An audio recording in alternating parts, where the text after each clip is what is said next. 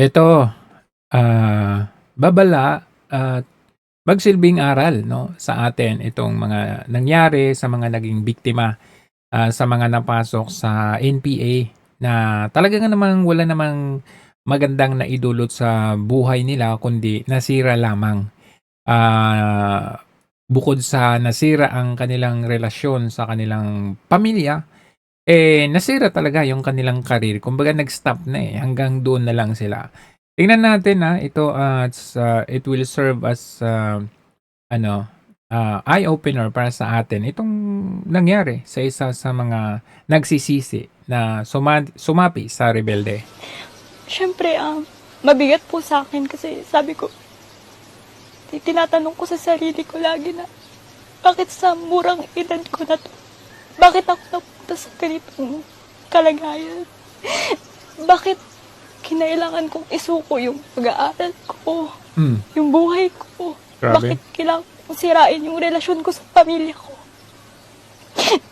Para lang maging ganito. Ako, I'm pretty sure na marami sa mga sumapi na lalo na mga kababaihan, talagang ano 'to, pinagsasamantalahan ng mga commander nila. Oo, kasi hindi po puwedeng ano 'yan, na kumbaga parang gagawin nilang parang bendisyon. Oo, sumali dito, o kaya hindi naman, sa pilitan o bang nire-rape nila, gano'n. Nagsisisi ka ba na napunta ka sa NPA? Kaya yung si Reneco, Sara Ilago, Opo, nagsisisi ako kasi dapat mas naging critical ako, mas wais ako. Kasi kung babalikan ko yung mga naging emotions ko noon, kung bakit ako natulak. Yung agitation kasi ano yan humuhupa din yan. Hindi naman lagi agitated Yes. ka. Kailangan lagi mong gagalitin yung sarili mo para matulak ka sa mga bagay na akala mo Yun na nga ang masaklap dito 'no, yung pili lang yung talagang aangat sa kanila. Yung mga nasa bundok, nasa bukid 'no, nasa grounds, sila yung kawawa, sila yung nakikipag-engkwentro. Pero yung mga ito kunwari mga aktivista na nasa ano yun, nasa lansangan laging nakikibaka sila daw asahan mo yan later on magiging congressman yung mga yan, magiging senador yung mga yan. Kagaya ni Risa Ontiveros, 'di ba? Anong sabi ni Risa Ontiveros dati? Isa siyang aktivista. Nung second year high school, I was a teenager. Nakita nyo naman yung pagmumukha niya Doon ako dyan. Nakita nyo, 'di ba? Ilong, mukha, talagang gusgusin. Ngayong senador na, alam na this. Aktivista. Again, Ulitin nga natin! nung second year high school, I was a teenager. Doon ako naging aktivista. Again, Hindi ka ordinaryong Pilipino. Tama, mali. because of my mom. Tama. Sinamahan niya ako sa isang forum ng Nuclear Free Philippines. Bakaan sa utak, ang putak nilang yan. I was so inspired enough to leave my first love then, theater and music. Sino? Si Llamas? Sana all. Pero ayun, naging first love ko naman na yung pagiging aktivista. And Bakaan sa utak, ang putak nilang yan. I had many mentors, high school hanggang college na hinubog talaga yung kamalayan ko. From the term hinubog. Ganyan ang ginagawa nila. Huhubugin ka nila sa maling paniniwala. At syempre, ito, ang puhunan ni Risa Ontiveros, yung kanyang keps. Kaya siya nakarating sa kung saan siya naroroon ngayon. Keps ang keps ang puhunan. Kagaya nito, tignan ninyo, ito. Bukod sa keps ang puhunan nila, bobo pa. Ito yung kung sino pa yung mga bobo, sila pa yung nakakapag manipula ng mga tao. Syempre, sila ano yan, trained and kumbaga bihasa na train sila para maging bihasa sa pag-inject ng maling paniniwala. Kagaya nito, hindi mo inaasahan by just merely looking at them. Akala mong tatalino nila. Kasi ayan, naka eyeglasses. Pero pati yung directions, hindi alam. Oh. Sino yung gagang congresswoman na kamag-anak ni Saldico? Yung sabi, it's time to impeach the wicked witch of the East. Ang tingin natin, it's time to impeach the wicked witch of the East. Ayun po. Boba! Nako. Ang Davao nasa South. Oh. Nakuha ninyong magpauto sa kagaya niyan. Oh, ayan. Ayan, nakuha ninyong magpauto sa kagaya niya. Akala niyo ang tali-talino, no? Sarap-sarap ng buhay niyan.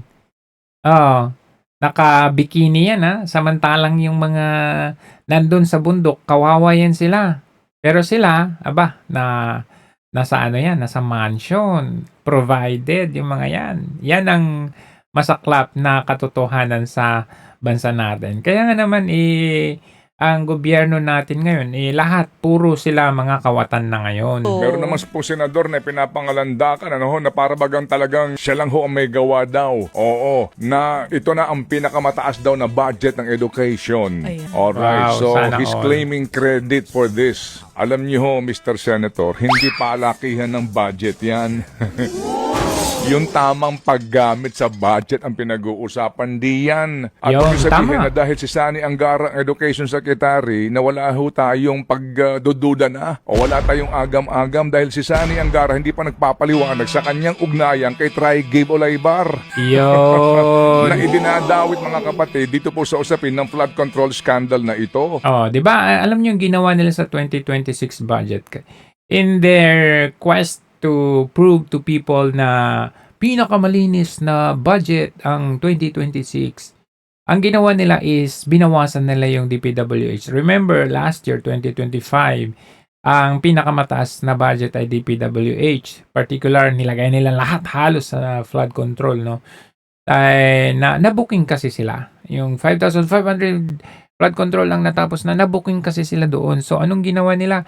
Ngayon, ginawa nila literally, binawasan nila ng malaking portion ang DPWH at inilipat nila sa Department of Education na pinamamahalaan ng isang former Senator Sani Trillanes. Angara pala. Na may issue connected sa isang nangurap sa flood control. Yung ang si Tri-Gabe Olaybar. Yun. Opo, nasa na si Tri-Gabe Secretary Angara? Di po ba? With all due respect, ha? Meron naman po senador na Oh, di ba? Pinapalandakan nila, pinakamalinis, pero pinakamarami, pinakakurap, no? Syempre, sino ang, dyan? Accountable. Sino yung boss dyan? Walang iba kundi yung presidente. Kagaya na lang ng sinabi nito ni Erice. Anong sabi nung senador? Malinis yung budget, pero gusto ni PBBM na mas malinis pa. Wow! 2023, 280 billion yung tinanggal sa budget niya. Pinalitan ng mga kalokohan. Hindi siya kumibo. Yung kabinete niya, hindi kumibo. Parang kasabot pa. Hindi ko rin maintindihan. Kasi Why would he make his flagship project suffer?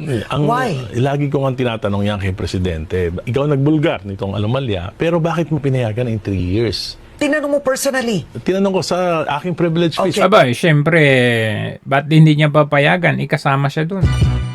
Yun ang ginawa nila for 3 years. Mangamkam ng pera. At syempre, yung iba ginamit nila noong 2025. At ngayon, another set. Gina-jumble lang nila yan. Kagaya nung tinanggal sa DPWH, ilagay sa DepEd. Tapos next year, gagawa naman sila ng bagong pakulo or bagong jumble na naman para hindi mahalata. Pero the mere fact na, syempre, hindi naman tanga mga taong bayan. Nakikita naman natin yung pinaggagawa nila. Ito talaga ang pinaka-worst. At susunod dyan is for 2028 na ibabudgetan nila. Impeachment? Pero hindi naman sinasagot. Ilang beses ko na tinatanong sa maraming programs. Sabi ko, 2023, 280 billion yung tinanggal sa budget niya, pinalitan ng mga kalokohan, hindi siya kumibo. Oh. Yung kabinete niya, hindi kumibo, parang kasabot pa. Oh. Tapos nung 24. 2024, 500 plus billion, di pa nga na-check yung mga ibang project. Inilagay uli sa mga ganitong kalokohang project, hindi siya kumibo. Yung kabinete niya, hindi niya kumibo. Tapos 2025, 473 billion. Oh, ilan na? Magkano na yan? Bakit nangyari ito na hindi niya pwedeng sabihin hindi niya alam eh. Trillion na yun, from billions to trillions. It's his duty, it's his responsibility to know this. 20 Exactly. Kaya, syempre, wala talaga silang, ang kakapal ng talagang pagmumukha nila. Lantaran talaga eh. Nakita ninyo, from Department of Finance, ngayon ay, inilagay na sa, Executive Secretary, talagang mas closer pa kay Marcos Jr. Alam naman natin na na-issue sa budget itong si Ralph Recto. Share mo yung mga nalalaman mo naman. Oo. Meron ka bang alam na di namin alam? Hindi. Meron. Again, mga kapatid, palagay ko dapat ho talaga dito maging matalino po tayo sa mga pangyayaring ito eh. Una, asan na si Saldinho? Saldinho. Pansin po ninyo na nahimik si Saldinho? Wala na siyang anuman pong installment doon sa kanyang vlog. Oo nga, na-realize ko din yan, na bakit from that time hanggang ngayon, wala na. Kasi sabi niya, meron pang mga pasabog. Parang, ngayon naisip ko, hindi kaya pasabwat din. Kunwari, yung ginagawa nila na may warrant of arrest, papakancel yung passport. Kasi, kung nagawa nila yun kay former Congressman Arnie Teves, bakit hindi nila magawa dito kay Zaldico? Nagawa nila kay PRRD ganun kabilis na bigla na lang tinangay, dinala sa ibang bansa. Bakit hindi nila magawa dito kay Zaldico? Bakit sa bilyon-bilyon, 10 billion, 4 billion at ngayon ay 10 billion na confidential intelligence funds ng Pangulo?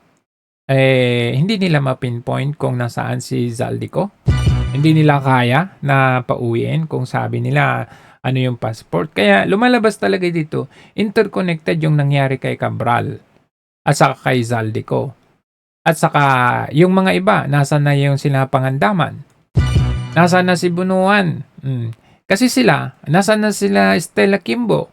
May mga involved talaga doon sa budget at mga anomalyang project na yan. Nasaan sila? Kumbaga, ang ginagawa nila, ito, Diskaya, ito, kung sino-sinong inaano nila. Pero, yung talagang main characters dito, nilalagay nila sa likod para hindi natin makita. Kunwari, pinaghahanap daw si Zaldico. Kunwari, namatay daw si Cabral. Diba? At ewan ko kung saan na sila Bunuan at Amena Pangandaman. Yun ang ginagawa nila. Kaya naisip ko tuloy, nasaan na kaya si Zaldico? Is he being protected by the government para hindi siya makauwi? Meron bang ayaw siyang pauwiin? At yan po ay sa gitna daw ho noong pagkakansila ng kanyang pasaporte at pagkakaroon daw po ng warrant of arrest daw. Pero ngayon, wala na po. Pati ho si Pangulong Junior, tahimik na rin kay Saldi ninyo. True. Wala Bakit? na po. Lahat sila tahimik na kay asan na Wala, oo nga wala nang banggit kay Zaldico ngayon, si Saldi nyo, maliban doon sa balita na naguhukay daw ng 5 palapag na basement. Siguro yung pag-confiscate ko nung sasakyan ni Zaldico, palabas lang yun, Kasi, anong nangyari doon sa aeroplano niya, air assets niya? Wala tayong update doon. Ito, mga sasakyan lamang ito. Kaya, kumbaga ito, just for us, pakita lang sa atin, na meron naman silang ginagawa, kinonfiscate ngayong sasakyan eh. Pero the fact remain, wala pa rin si Zaldico. Napurnada nga yung paghuhukay. Nasa na siya?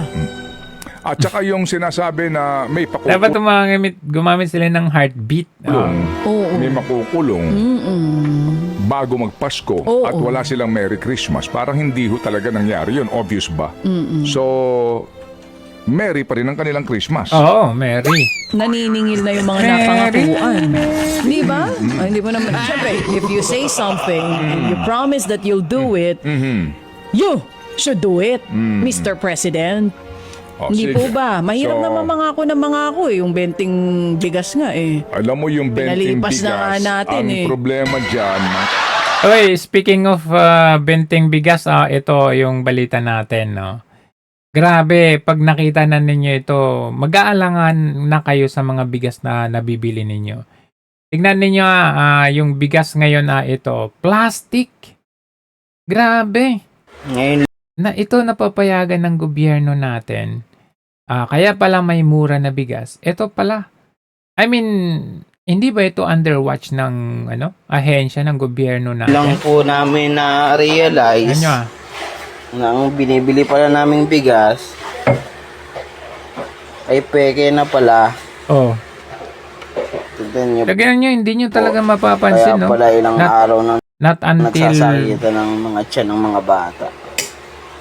Ito po Bigas yung na bigas, oh. Hindi po dumidikit sa daliri. Oh. Wala pong dikit sa daliri yan. Bagong lutong bigas siya, mainit pa yan. Tignan niyo po. Ang paano Grabe. ang peking bigas pa kayo. May sarili naman tayong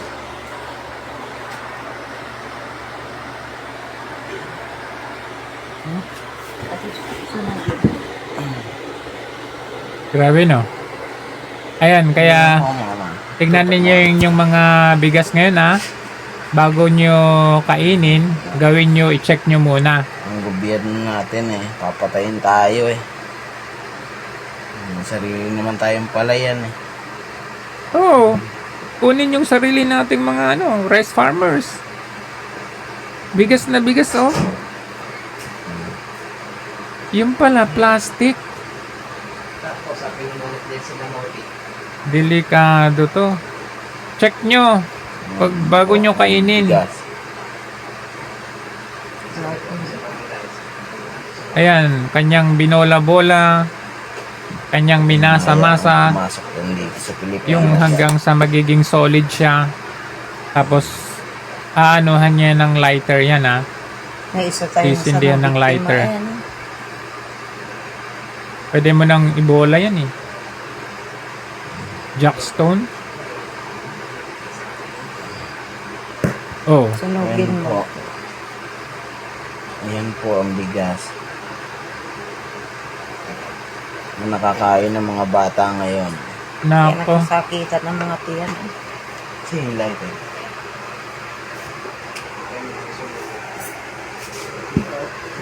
Kaya pala may mga bagong labas na mura.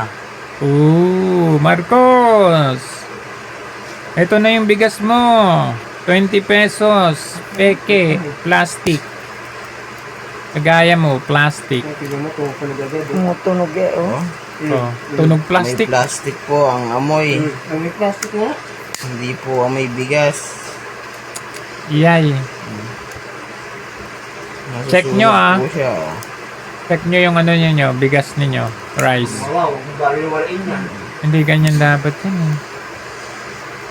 At ito pa po ang pinakamaganda dyan. Oh. Parang pang Jackstone na. Yung pusa, ang sarap ng tulog,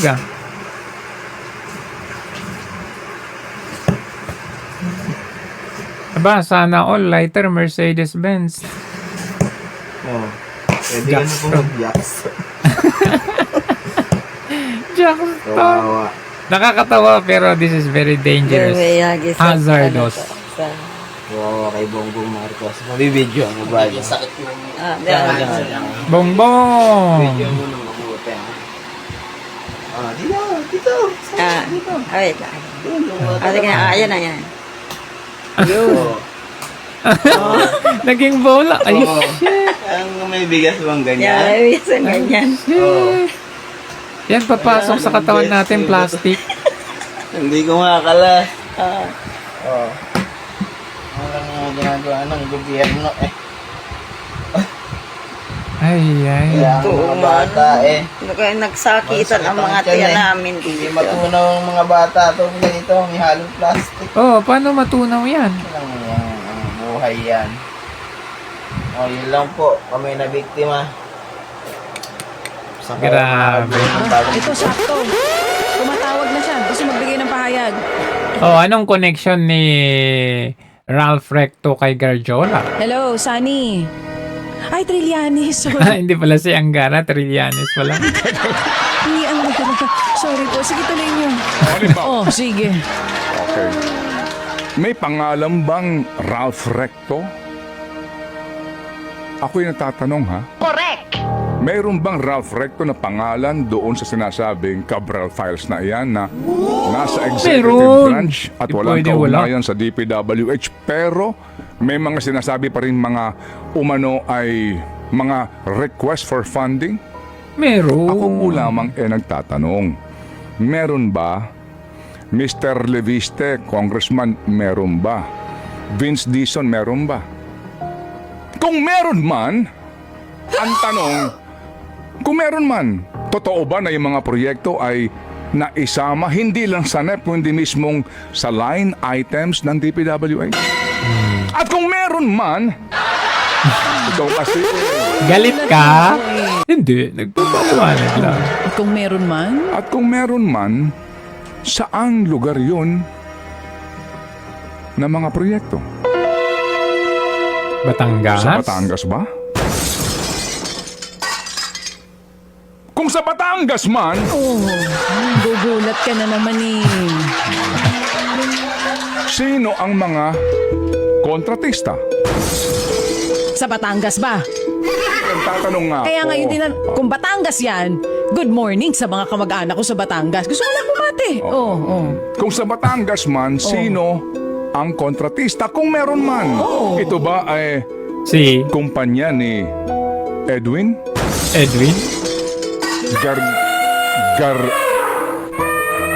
Jola? Tama, kid, no? Nagtatanong po lamang kami. May kaugnayan ba yung Congressman Garjola kay Ralph Recto? Meron. Nagtatanong po lamang kami. Kung ikaw si Vince Dizon, Oo. Ako si Vince, di na ako talaga sasagot sa inyo pag ganyan. Check Vince, iintindihan ka na namin. hindi, kung ikaw si Vince Dizon, Oo. oo. At ikaw ang DPWH Secretary, Hindi niya tatanungin. ikaw ang may Kasabot. impormasyon dito sa sinasabing Cabral Cabral Files Files. na ito. Ikaw mismo may hawak ng listahan o ano na meron pang mga notation, ha? Mga notes, handwriting, kung ano mga instruction noong pong SMB. Hindi San Miguel Beer yan. Hindi San Miguel Beer. Sa Secretary Manny Bonoan. Ha? May mga notations po, yung mga inaaprobahan o mga rekomendasyon. Kung ikaw si Vince Dizon at meron kang kasama Yung annotation pa lang yan, ebidensya na yan. Hindi mo pwedeng pikihin yan. sa gabinete na nasa sangkot dito, magsasabi ka ba ng katotohanan? Hindi. Ilalahad mo ba lahat Ng kabulukan. laman nitong mga files na ito? Bubuksan mo ba ang lahat ng ito sa publiko? Ipaalam mo ba ang laman nito kung ikaw si Vince Dizon? Kaya ako isipin ko din, kung ako si Vince, talaga namang medyo magmumuni-muni muna ako.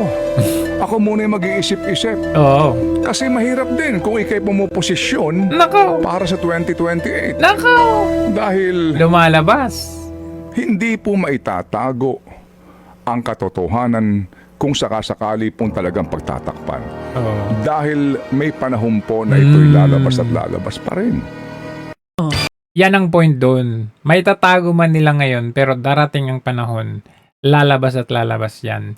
Anong sagot ni Vince Dizon? Ito. The Leviste leaked Cabral files po. He said that it came may basbas nyo po, ganyan. Which I said na wala. Yes, but... May basbas sa akin, kaklarify ko ulit, no?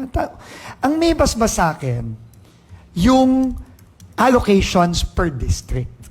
Oh, take note allocations per district. Ano ba yung nilalabas ni Kong Leviste? Di ba mga allocables? In short, yun yung hawak niyang files. So ano ba yung, ano nga ba yung binigyan mo ng ng basbas?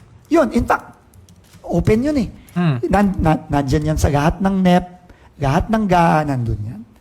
Di ba? In fact, binigay natin yan, tinransmit din yan officially. Oh. Pero yung pagkuha ng files na nakita nyo namang Sapilitan ginabas na daw. ng mga dating staff ni Undersecretary Cabral at yung pagkuha ng files sa isang computer, walang basbas sa akin. So ibig sabihin, yung sapilitan di umano na pagkuha, walang basbas. So therefore, that just confirms na totoo yung Cabral files. Kasi sabi niya, may basbas siya doon sa allocables. I-release yung allocables. Pero ang walang basbas, kung paano kunin. Kasi nagtanong, sabi ni Kong Leviste, nagtanong siya kay Yusek Cabral. Si Cabral, nag-ask ng paalam sa'yo. Nag-go signal ka. Ang hindi niyo pinag-usapan, ayon sa'yo, paano ibibigay yung files. So, ngayon, pinapalabas ninyo na sapilitan ang pagkuha ng files. Kumbaga, pinapalabas ninyo na may force of entry doon sa opisina ni Yusek Cabral. Yan ay nagkukumpirma na totoo yung hawak ni Leandro Leviste. Uulitin yun. Paulit-ulit kong sasabihin yun.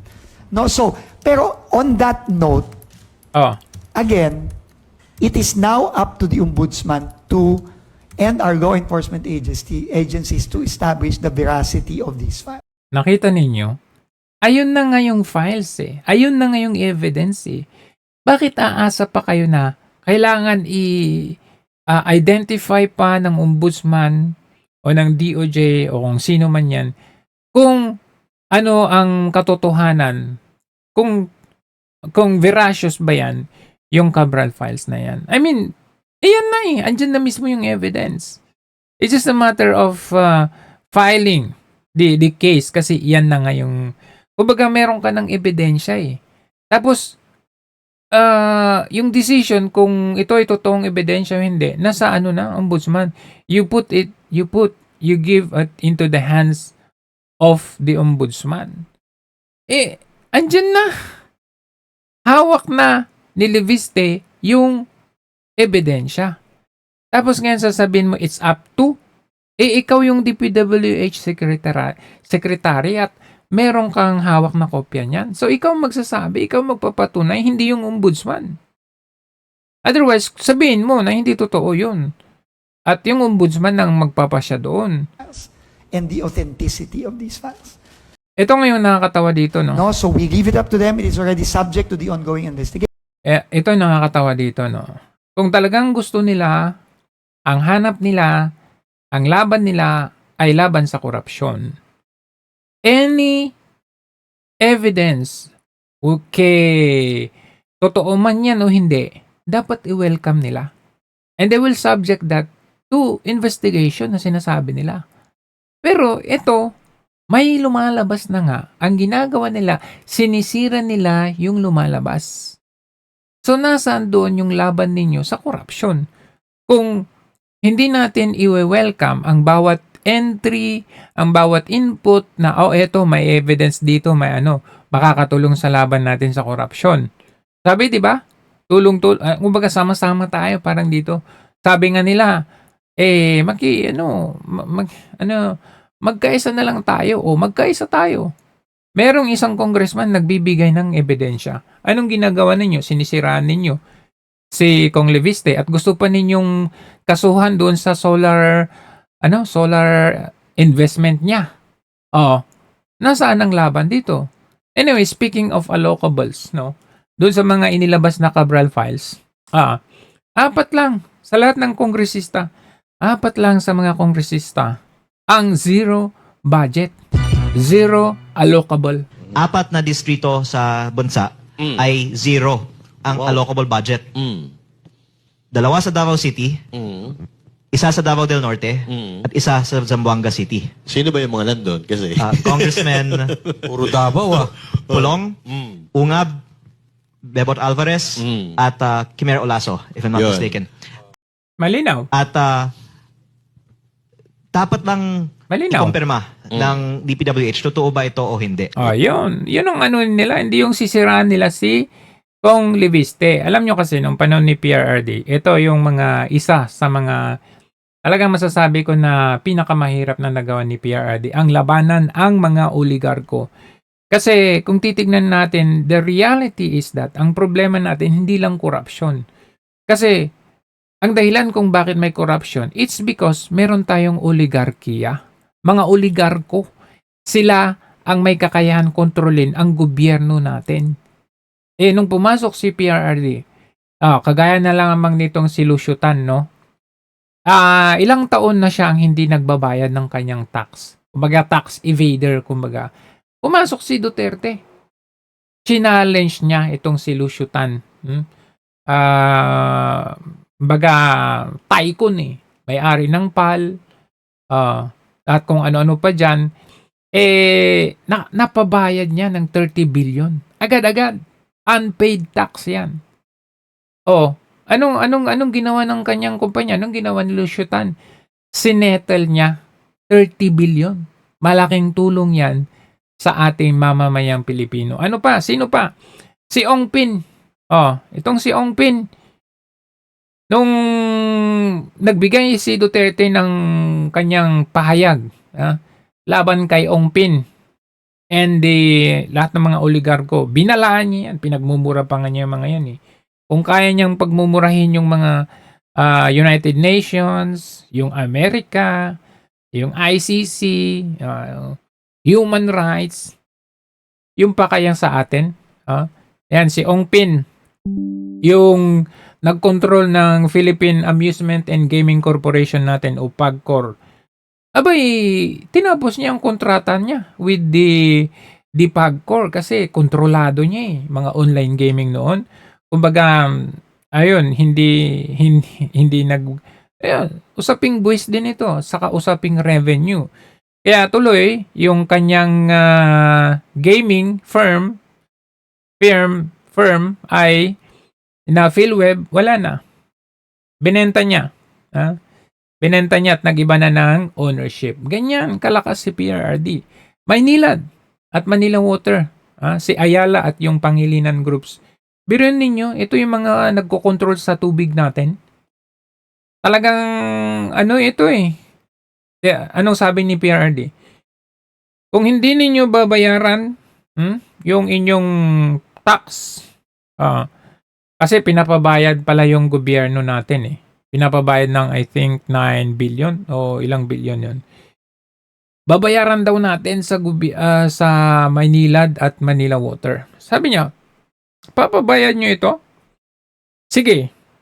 Kung tax pa, tax din yung issue dito Tax evasion. Kung hindi kayo magbabayad ng tax ninyo, ako na magkocontrol ng company ninyo. Ayun, ura mismo, nag-concede sila sa gobyerno. Talo, natakot sila. At hindi lang yan, isa sa pinakamalaki, Lopez. Anong ginawa ni Duterte nung siya ay Siyempre, ito, mahabang panahon din na pinaghiringan yan. Pinag-usapan yan. Marami ang mga bumilib sa mga congressman na bumoto na ipasara ang prangkisa ng ABS-CBN. Ang iba sa kanila ay yung mga traitor na ngayon kay PRRD. So, na-shutdown yung prangkisa because maraming mga violations ang ginawa ng ABS-CBN nito. Pero nakita ninyo ngayon, nagsipagbalikan na sila. Nag-merge pa sila. Kaya pag sinabing pulahan ngayon, na yan, i-merge mo na. Pulawan na sila ngayon, magkakasama na sila ngayon. So lahat ng mga ito, yung achievement or itong milestone ni PRRD, labanan ng mga oligarko, parang nauwi lang sa wala, no? Nasayang kasi itong mga to nagsipagbalikan na yun, nagsipagmahalan na yung tubig, nagsipagmahalan na ngayon ang kuryente. Ang mga mamahaling, mga bilihin, wala na tayong maasahan kasi ang tamang gawain pala, yun ang kinikidnap, dinadala sa ibang bansa. Eh syempre, puro magnanakaw eh. Puro magnanakaw! Kaya nilang Di ba? uminom ng wine na ang isang bote higit 1,000,000. Yun. May Por wine Diyos na ganon? por santo, May di ba? wine na Kaya isipin mo din, kung ganoon sila kagagalante, pinaghirapan ba nila ang pera na iniinom nila ng mga yan? Hindi. Saan nila kukunin yan, di ba? So anyway, ayan, syempre, nakapagtataka no, na yung mga masters, yung mga nandun sa taas, yung mga nagbigay ng abiso, go signals, hindi naman sila yung nakukulong. Hindi naman, wala sila sa ano eh, wala sila yung, kumbaga yung sinabi ni Marcos Jr. na hindi magiging merry ang Christmas nila. Eh yung mga nandito, yung mga maliliit, maraming pinangalanan sa mga diskaya ng mga congressman. Nasaan yung mga yon? May mga binanggit si Gutesa, nasaan yung mga yon? So ibig sabihin, wala itong hustisya not until maging accountable itong mga personalidad na ito. Kayo nasa media ka ako. Palagi niyong kino-cover yung investigation, filing of complaint. Hindi niyo ba napapansin ka ako na ang hinahabol, lalo-lalo ng ICI, ay ang mga kontratista at ang mga DPWH officers. Bakit hindi nahabol yung the source of the corruption? Congress. Question lang manong Bebot. You were also a legislator. Yes. You know how to craft the budget. I also was once a legislator. Yeah. Who do you think is the mastermind in this scam? Saldi ko lang to? Speaker. and yung si Kimbo. Ayun. Kimbo, Stella Kimbo. Kimbo, where na you? Yan ang mga mastermind yan. Because the speaker being the head of the house and Stella being the head of appropriations. So if you're going to do that, you also would conclude. So 2024 Kimbo, 2025 Zaldico. Tama ba? Hindi. 25, hindi. 23 Kimbo, 25 Zaldico. Yan. Pinalitan lang yung yung personalidad. Pero parehas pa rin yung pinagagawa nila. On the Senate side, it's a Senate President and the head of finance? Well, I Because don't know. you cannot do that without the concurrence of all these four In people. fairness, I do not know how the Senate operates. I can only talk about Ay, parehas lang yan. Eh, di ba, pambansang waiter si Chis Escudero during that time? Yan. Ang nakukuha ninyo sa paghihimod puwet ninyo sa mga traidor. Yung may personalidad na traidor. Kasi naging pambansang waiter ka during that time, anong ginawa sa'yo ngayon? Inilalaglag ka na ngayon. the Congress. Let me also ask this, Manong Bebo. Do you think Malacanang is free from the manipulation of the budget? O may knowledge ba sila? Kasama yan. Kasama, syempre. Kayo na. Kasama, syempre, yung presidente. Lang naman, hindi nyo pwedeng yan. Pero syempre, para sa mga bobo, ano pa bang sasabihin ng mga bobo? Saan ka nakakita ng adik na napakalinaw ng isip? Napakalinaw yung isip. Buhok nga, lumilipad eh. Buo po Lipad yung buhok ko, parang di naliligo. ng lahat ng kandidato. Lunok pa, lunok. Napakagaling magsalita. Napakatalino. Napakagaling magsalita. Napakatalino mag-discuss ng mga bagay-bagay. Nangangiti. Alamano, ano yung alamano? Define alamano. Talino magbigay ng guidance sa cabinet. Guidance. Guidance. Anong gagawin natin? Well, we just follow our regular procedure. We take the power. Puyat na puyat to. Power when Hulog ang kanyang it is not safe. Eyebag. To deal with. So, anong gagawin natin? Anong gagawin natin? Walang yan. Magaling daw, matalino daw. Oh, yan pa. Oh, ito, tingnan nyo naman. Hindi lang magaling, matalino, hindi lang bobo. Bangag pa. Ito yung panahon na, tingnan nyo, i-zoom natin na. Ito, hindi si Kuya. I-zoom natin na.